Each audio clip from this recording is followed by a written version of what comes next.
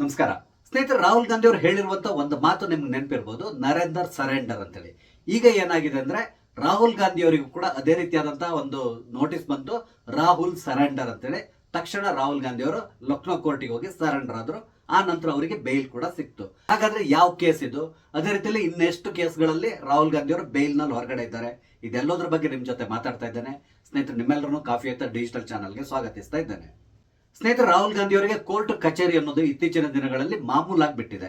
ಕೆಲವೊಮ್ಮೆ ಅವ್ರು ಕೋರ್ಟಿಗೆ ಹೋಗ್ತಾ ಇದ್ದಾರೆ, ಇನ್ನು ಕೆಲವೊಮ್ಮೆ ಅವ್ರು ಹೋಗ್ತಾ ಇಲ್ಲ. ಅದರ ಬದಲಿಗೆ ಅವ್ರ ಲಾಯರ್ ಹೋಗಿ ಅಲ್ಲಿ ಮಾತಾಡ್ತಾ ಇದ್ದಾರೆ.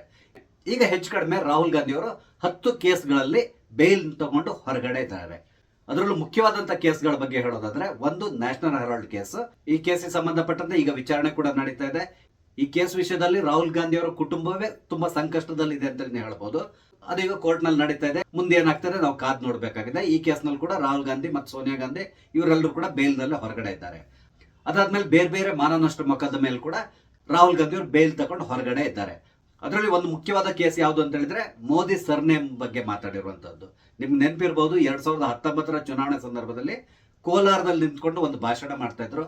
ಆ ಸಂದರ್ಭದಲ್ಲಿ ರಾಹುಲ್ ಗಾಂಧಿ ಅವರು ಅತ್ಯಂತ ಕೀಳು ಮಟ್ಟದಲ್ಲಿ ಮಾತಾಡಿದ್ರು ಅಂತ ಹೇಳ್ಬೋದು. ಅವರು ಮೋದಿ ಅವರನ್ನ ನಿಂದಿಸುವ ಬರದಲ್ಲಿ ಮೋದಿ ಸರ್ನೇಮ್ ಹೊಂದಿರುವವರೆಲ್ಲರೂ ಕೂಡ ಕಳ್ಳರು ಅಂತ ಒಂದು ಹೇಳಿಕೆಯನ್ನು ಕೊಟ್ಟರು. ಈ ಹೇಳಿಕೆಯನ್ನು ಇಟ್ಕೊಂಡು ಸೂರತ್ ನಲ್ಲಿ ಓರ್ವ ವ್ಯಕ್ತಿ ಇವ್ರ ಮೇಲೆ ಮಾನನಷ್ಟ ಮೊಕದ್ದಮೆಯನ್ನು ಹೂಡಿದ್ರು. ಕೊನೆಗೆ ಸೂರತ್ ಕೋರ್ಟ್ ಇಂದ ಒಂದು ವರ್ಡಿಕ್ಟ್ ಕೂಡ ಬಂತು. ಇವರಿಗೆ 2 ವರ್ಷ ಜೈಲು ಶಿಕ್ಷೆ ಅಂತ ಕೂಡ ಡಿಕ್ಲೇರ್ ಆಯ್ತು. ಇದರಿಂದಾಗಿ ರಾಹುಲ್ ಗಾಂಧಿ ಅವರು ತಮ್ಮ ಸಂಸದ ಸ್ಥಾನವನ್ನು ಕೂಡ ಕಳ್ಕೋಬೇಕಾಗಿ ಬಂತು. ಕೊನೆಗೆ ಇವರು ತಮ್ಮ ಅಧಿಕೃತ ಮನೆಯನ್ನು ಕೂಡ ಖಾಲಿ ಮಾಡಿದ್ರು. ಆ ಮನೆ ಖಾಲಿ ಮಾಡುವ ಸಂದರ್ಭದಲ್ಲೂ ಕೂಡ ಬಹಳಷ್ಟು ರಾಜಕೀಯವನ್ನು ಮಾಡಿದ್ರು. ನನ್ನನ್ನ ದೆಹಲಿಯ ಅಧಿಕೃತ ಮನೆಯಿಂದ ಹೊರಗಡೆ ಆಗ್ತಾ ಇದ್ದಾರೆ, ನನಗೆ ಇಡೀ ದೇಶದಲ್ಲಿರುವಂತಹ ಎಲ್ಲಾ ಕಾರ್ಯಕರ್ತರ ಮನೆ ಬಾಗಿಲು ತೆರೆದಿದೆ ಅನ್ನುವ ರೀತಿಯಲ್ಲಿ ಒಂದು ಹೇಳಿಕೆಯನ್ನು ಕೊಟ್ಟರು. ಅವ್ರು ಹೇಳಿರುವ ರೀತಿ ಹೇಗಿತ್ತು ಅಂತ ಹೇಳಿದ್ರೆ, ಯಾರೋ ಒಬ್ಬ ಪಾಪ ಬಡವ, ಮನೆಯೇ ಇಲ್ಲದಂತಹ ವ್ಯಕ್ತಿ, ಅಂತವನನ್ನ ಇದ್ದ ಮನೆಯಿಂದ ಹೊರಗಡೆ ಹಾಕಿದ್ರೆ ಯಾವ ಪರಿಸ್ಥಿತಿಗೆ ಅವನು ಹೋಗ್ಬೋದು, ಆ ರೀತಿಯಾಗಿ ಅವರೊಂದು ಹೇಳಿಕೆಯನ್ನು ಕೊಟ್ಟರು. ಅಂದ್ರೆ ತನಗೆ ಈ ಮನೆ ಬಿಟ್ಟರೆ ಬೇರೆ ಗತಿ ಇಲ್ಲ ಅನ್ನೋ ರೀತಿಯಲ್ಲಿ ಅವರು ಬಿಂಬಿಸ್ಲಿಕ್ಕೆ ಪ್ರಯತ್ನಿಸ್ತಿದ್ರು. ಇದು ಕೂಡ ನೀವು ನೋಡಿದ್ದೀರಾ. ಕೊನೆಗೆ ಈ ಕೇಸ್ನಲ್ಲಿ ಅವ್ರಿಗೆ ತಡೆಯಾಜ್ಞೆ ಸಿಕ್ತು. ಈಗ ಪುನಃ ಸಂಸದರಾಗಿದ್ದಾರೆ. ಇದೆಲ್ಲ ಗೊತ್ತಿರುವಂತಹ ವಿಷಯ ನಿಮ್ಗೆ. ಹಾಗೇನೆ ಇನ್ನು ಕೆಲವು ಕೇಸ್ಗಳಿದೆ ಅವ್ರ ಮೇಲೆ. ಒಂದು ಗೌರಿ ಲಂಕೇಶ್ ಡಿಫಾಮೇಶನ್ ಕೇಸ್ ಅಂತ ತಗೊಂಡಿದೆ, ಅದು ಮುಂಬೈನಲ್ಲಿದೆ. ಇನ್ನೊಂದು RSS ಬಗ್ಗೆ ಕೊಟ್ಟಿರುವಂತಹ ಹೇಳಿಕೆ, ಮಹಾತ್ಮ ಗಾಂಧಿ ಅವರ ಕೊಲೆಯಿಂದ RSS ಇದ್ರು ಅಂತ ಹೇಳಿರೋದು. ಇದಕ್ಕೆ ಸಂಬಂಧಪಟ್ಟಂತೆ ಒಂದು ಕೇಸ್ ಕೂಡ ನಡೀತಾ ಇದೆ. ಅದರಲ್ಲಿ ಕೂಡ ಇವರಿಗೆ ಈಗ ಬೇಲ್ ಸಿಕ್ಕಿದೆ. ನಂತರ ಅಮಿತ್ ಶಾ ಅವರ ಬಗ್ಗೆ ಕೂಡ ಒಂದು ಹೇಳಿಕೆಯನ್ನು ಕೊಟ್ಟಿದ್ದಾರೆ.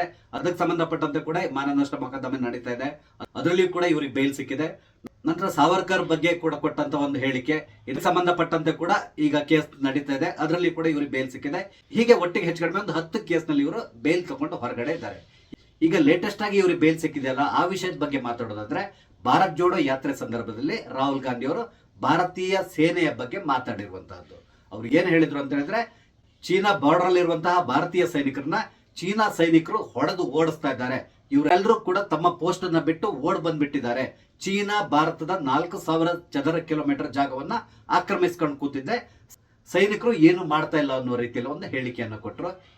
ಈ ಹೇಳಿಕೆಯಿಂದ ಭಾರತೀಯ ಸೇನೆಗೆ ಅವಮಾನ ಆಗಿದೆ ಅಂತ ಹೇಳಿ ಇವ್ರ ಮೇಲೊಂದು ಮಾನನಷ್ಟ ಮೊಕದ್ದಮೆಯನ್ನ BRO ಆಫೀಸರ್ ಲಕ್ನೋ ಕೋರ್ಟ್ ನಲ್ಲಿ ದಾಖಲಿಸಿದ್ರು. ಈಗ ಈ ಕೇಸಿಗೆ ಸಂಬಂಧಪಟ್ಟಂತೆ ರಾಹುಲ್ ಗಾಂಧಿ ಅವರಿಗೆ 5 ಬಾರಿ ಸಮನ್ಸ್ ಅನ್ನ ಕಳಿಸಿದ್ರು. ಆದ್ರೆ ರಾಹುಲ್ ಗಾಂಧಿ ಅವರು ಯಾವುದೇ ಸಮನ್ಸಿಗೂ ಕೂಡ ರಿಪ್ಲೈ ಕೂಡ ಕೊಡ್ಲಿಕ್ಕೆ ಹೋಗಿಲ್ಲ, ಕೋರ್ಟಿಗೆ ಕೂಡ ಅಟೆಂಡ್ ಆಗಲಿಲ್ಲ. ಕೊನೆಯದಾಗಿ ಅವರಿಗೆ ಇನ್ನೊಂದು ವಾರಂಟ್ ಅನ್ನು ಕೊಟ್ಟು ಹೇಳಿದ್ರು, ನೀವು ತಕ್ಷಣ ಬಂದು ಕೋರ್ಟಿಗೆ ಸರೆಂಡರ್ ಆಗಬೇಕು, ಇಲ್ಲ ಅಂತ ಹೇಳಿದ್ರೆ ನಿಮ್ಮನ್ನ ಅರೆಸ್ಟ್ ಮಾಡಲಾಗುವುದು ಅಂತ ಹೇಳ್ಕೊಂಡು ಒಂದು ನೋಟಿಸ್ ಅನ್ನು ಕೊಟ್ಟರು. ಈ ನೋಟಿಸ್ ಬಂದ ಮೇಲೆ ರಾಹುಲ್ ಗಾಂಧಿ ಅವರು ಖುದ್ದಾಗಿ ಈಗ ಲಕ್ನೋ ಕೋರ್ಟಿಗೆ ಹೋದ್ರು. ಲಕ್ನೋ ಕೋರ್ಟ್ ಅಲ್ಲಿ ಹೋಗಿ ಅರ್ಧ ಗಂಟೆ ಅವ್ರು ಕೋರ್ಟ್ ನಲ್ಲಿ ಕೂತ್ಕೋಬೇಕಾಗಿ ಬಂತು. ಕೊನೆಗೂ ಇವರಿಗೆ ಬೇಲ್ ಸಿಕ್ತು. ಈಗ ಈ ಕೇಸ್ ನಲ್ಲಿ ಕೂಡ ಬೇಲ್ ತಗೊಂಡವರು ಹೊರಗಡೆ ಬಂದಿದ್ದಾರೆ. ಇದೇ ಸಂದರ್ಭದಲ್ಲಿ ಭಾರತೀಯ ಆರ್ಮಿಗೆ ಇವ್ರು ಮಾಡಿರುವಂತಹ ಅವಮಾನ ಇದೆಯಲ್ಲ, ಇದನ್ನ ಯಾರು ಕೂಡ ಸಹಿಸಿಕೊಳ್ಳಿ ಸಾಧ್ಯ ಇಲ್ಲ. ಕಾರಣ ಏನು ಅಂತ ಹೇಳಿದ್ರೆ, ಈಗಾಗಲೇ ಹಲವಾರು ಬಾರಿ ಆರ್ಮಿ ಆಫೀಸರ್ಸ್ ಕೂಡ ಕನ್ಫರ್ಮ್ ಮಾಡಿದ್ದಾರೆ, ನಾವು ಒಂದೇ ಒಂದು ಇಂಚು ಜಾಗವನ್ನ ಕೂಡ ಚೀನಾಕ್ಕೆ ಬಿಟ್ಕೊಟ್ಟಿಲ್ಲ, ನಮ್ಮ ಬಾರ್ಡರ್ನ ನಾವು ತುಂಬಾ ನಿಯತ್ತಾಗಿ ಕಾಯ್ತಾ ಇದ್ದೇವೆ, ಈ ರೀತಿಯಾದಂತಹ ಹೇಳಿಕೆಯನ್ನು ಕೊಟ್ಟಿದ್ದಾರೆ. ಆದ್ರೆ ರಾಹುಲ್ ಗಾಂಧಿ ಅವರು ಪದೇ ಪದೇ ಭಾರತೀಯ ಸೈನಿಕರ ಆತ್ಮಸ್ಥೈರ್ಯವನ್ನು ಕುಗ್ಗಿಸುವ ರೀತಿಯಲ್ಲಿ ಈ ರೀತಿಯಾದಂತಹ ಹೇಳಿಕೆಗಳನ್ನ ಕೊಡ್ತಾನೆ ಇರ್ತಾರೆ. ರಾಹುಲ್ ಗಾಂಧಿ ಅವರು ಯಾಕಂತೇಳಿ ಗೊತ್ತಿಲ್ಲ, ಚೀನಾದ ಬಗ್ಗೆ ಬಹಳಷ್ಟು ಪ್ರೀತಿ. ಅದರಲ್ಲೂ ಮುಖ್ಯವಾಗಿ ಚೀನಾದ ಜೊತೆಗೆ ಇವರಿಗಿರುವಂತಹ ಸಂಬಂಧ ಅತ್ಯಂತ ನಿಗೂಢವಾಗಿದೆ ಅಂತಲೇ ಹೇಳಬಹುದು. ನಿಮ್ಗೆ ಗೊತ್ತಿರಬಹುದು, ಮನಮೋಹನ್ ಸಿಂಗ್ ಸರ್ಕಾರ ಇರುವ ಸಂದರ್ಭದಲ್ಲಿ ಚೀನಾದಲ್ಲಿ ಯಾವುದೋ ಒಂದು ಡಾಕ್ಯುಮೆಂಟ್ಸ್ ಸೈನ್ ಮಾಡ್ತಾ ಇರುವಂತಹ ಫೋಟೋ ಎಲ್ಲಾ ಕಡೆ ವೈರಲ್ ಆಗಿದೆ. ಅಂದ್ರೆ ರಾಹುಲ್ ಗಾಂಧಿ ಅವರು ಯಾವುದೋ ಒಂದು ಡಾಕ್ಯುಮೆಂಟ್ಸ್ ಸೈನ್ ಮಾಡ್ತಾ ಇದ್ರು. ಅವ್ರ ಜೊತೆಗೆ ಚೀನಾದ ಅಧ್ಯಕ್ಷ ಕೂಡ ನಿಂತ್ಕೊಂಡಿದ್ದ, ಸೋನಿಯಾ ಗಾಂಧಿ ಅವರು ಕೂಡ ಇದ್ರು. ಅದೇ ರೀತಿಯಲ್ಲಿ ಕಾಂಗ್ರೆಸ್ನ ಆನಂದ್ ಶರ್ಮಾ ಕೂಡ ಇದ್ರು. ಆದ್ರೆ ಇಲ್ಲಿವರೆಗೂ ಕೂಡ ಕಾಂಗ್ರೆಸ್ ಅವರು ಯಾವ ಡಾಕ್ಯುಮೆಂಟ್ಸ್ ಸೈನ್ ಮಾಡಿದ್ದಾರೆ, ಯಾವ ಒಪ್ಪಂದ ನಡೆದಿದೆ ಅವ್ರ ಮಧ್ಯೆ, ಇದನ್ನ ಇಲ್ಲಿವರೆಗೂ ಕೂಡ ಬಾಯಿ ಬಿಟ್ಟಿಲ್ಲ. ಇಂತಹ ರಾಹುಲ್ ಗಾಂಧಿಯವರು ಭಾರತೀಯ ಸೇನೆಯ ಬಗ್ಗೆ ಮಾತಾಡ್ತಾರೆ.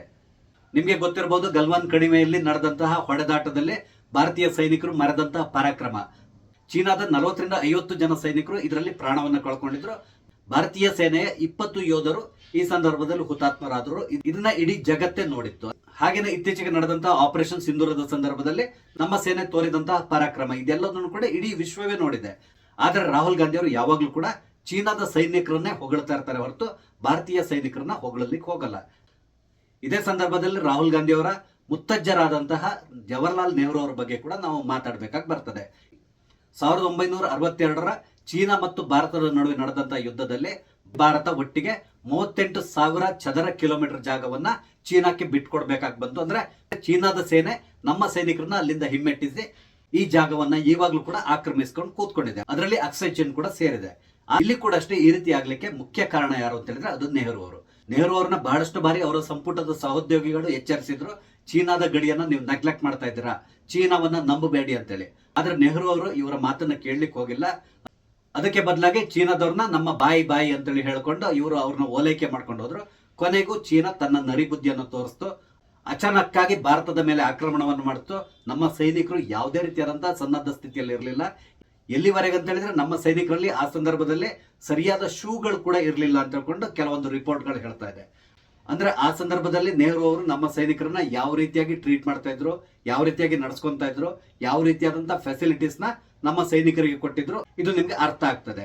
ಇಲ್ಲದಿದ್ರೆ ನಮ್ಮ ಸೈನಿಕರಿಗೆ ಸರಿಯಾದ ರೀತಿಯಾದಂತಹ ವೆಪನ್ಸ್ ಅಥವಾ ಅವರಿಗೆ ಬೇಕಾದಂತಹ ಉಡುಪುಗಳನ್ನ ಕೊಟ್ಟಿದ್ದಿದ್ರೆ ಖಂಡಿತವಾಗಿ ಆ ಯುದ್ಧದಲ್ಲಿ ಭಾರತ ಜಯವನ್ನ ಗಳಿಸ್ತಾ ಇತ್ತು. ಆದ್ರೆ ನೆಹರು ಅವರಿಗೆ ಚೀನಾದ ಮೇಲೆ ಇದ್ದಂತಹ ಅತಿಯಾದ ನಂಬಿಕೆ ಮತ್ತು ಅಜಾಗರೂಕತೆಯಿಂದಾಗಿ ನಾವು 38,000 ಸ್ಕ್ವೇರ್ ಕಿಲೋಮೀಟರ್ ಜಾಗವನ್ನ ಚೀನಾಕ್ಕೆ ಕಳ್ಕೋಬೇಕಾಗಿ ಬಂತು. ಆದ್ರೆ ಇದ್ರ ಬಗ್ಗೆ ರಾಹುಲ್ ಗಾಂಧಿ ಅವರು ಎಲ್ಲಿಯೂ ಕೂಡ ಚಕಾರ ಎತ್ತೋದಿಲ್ಲ. ಹಾಗೇನೆ ಅವರ ಫ್ಯಾಮಿಲಿಯವರು ಕೂಡ ಇದ್ರ ಬಗ್ಗೆ ಮಾತಾಡ್ಲಿಕ್ಕೆ ಹೋಗೋದಿಲ್ಲ. ಆದ್ರೆ ಪದೇ ಪದೇ ಹೇಳ್ತಾ ಇರ್ತಾರೆ, ಚೀನಾ ಭಾರತದ 4,000 ಸ್ಕ್ವೇರ್ ಕಿಲೋಮೀಟರ್ ಜಾಗವನ್ನ ಆಕ್ರಮಿಸ್ಕೊಂಡು ಕೂತ್ಕೊಂಡಿದೆ ಅಂತೇಳಿ. ಇದು ನಮ್ಮ LOP ಆದಂತಹ ರಾಹುಲ್ ಗಾಂಧಿ ಅವರ ಮೆಂಟಾಲಿಟಿ ಅಂತಲೇ ಹೇಳ್ಬಹುದು. ಅದೇನೇ ಇರಲಿ, ಕೊನೆಗೂ ಭಾರತೀಯ ಸೇನೆ ರಾಹುಲ್ ಗಾಂಧಿ ಅವ್ರನ್ನ ಕೋರ್ಟ್ ತನಕ ಎಳ್ಕೊಂಡ್ ಬಂದಿದೆ. ಈಗ ನೋಡೋಣ ಮುಂದಿನ ದಿನಗಳಲ್ಲಿ ಈ ಕೇಸ್ ಯಾವ ತಿರುವನ್ನು ಪಡ್ಕೊಳ್ತದೆ. ರಾಹುಲ್ ಗಾಂಧಿ ಅವರಿಗೆ ಮುಂದಿನ ದಿನಗಳಲ್ಲಿ ಅಟ್ಲೀಸ್ಟ್ ಜ್ಞಾನೋದಯ ಆಗ್ತದೆ. ಅಂದ್ರೆ ಈ ರೀತಿಯಾಗಿ ನಾನು ಬಾಯಿಗೆ ಬಂದಾಗ ಮಾತಾಡಬಾರ್ದು, ಈ ರೀತಿ ನಾನು ಮಾತಾಡೋದ್ರಿಂದ ಬೇರೆಯವರ ಭಾವನೆಗಳಿಗೆ ಧಕ್ಕೆ ಆಗ್ತದೆ, ಅವರು ತನ್ನ ಮೇಲೆ ಈ ರೀತಿಯಾದಂತಹ ಮಾನನಷ್ಟ ಮೊಕದ್ದಮೆಯನ್ನು ಹೂಡಬಹುದು. ಈ ರೀತಿಯಾಗಿ ಅಟ್ಲೀಸ್ಟ್ ರಾಹುಲ್ ಗಾಂಧಿ ಅವರು ಯೋಚನೆ ಮಾಡ್ಲಿಕ್ಕೆ ಶುರು ಮಾಡ್ತಾರ, ಎಲ್ಲದಕ್ಕೂ ನಾವು ಕಾದ್ ನೋಡ್ಬೇಕಾಗಿದೆ. ಸ್ನೇಹಿತರೆ, ಈ ವಿಷಯಗಳಿಗೆ ಸಂಬಂಧಪಟ್ಟಂತೆ ನಿಮ್ಮ ಅನಿಸಿಕೆಗಳನ್ನ ದಯವಿಟ್ಟು ಕಮೆಂಟ್ ಮುಖಾಂತರ ತಿಳಿಸಿ. ಹಾಗೇನೆ ವಿಡಿಯೋ ಇಷ್ಟ ಆದ್ರೆ ಲೈಕ್ ಮಾಡಿ, ಶೇರ್ ಮಾಡಿ, ದಯವಿಟ್ಟು ನನ್ನ ಚಾನಲ್ ಸಬ್ಸ್ಕ್ರೈಬ್ ಮಾಡಿ. ನಮಸ್ತೆ, ಜೈ ಹಿಂದ್.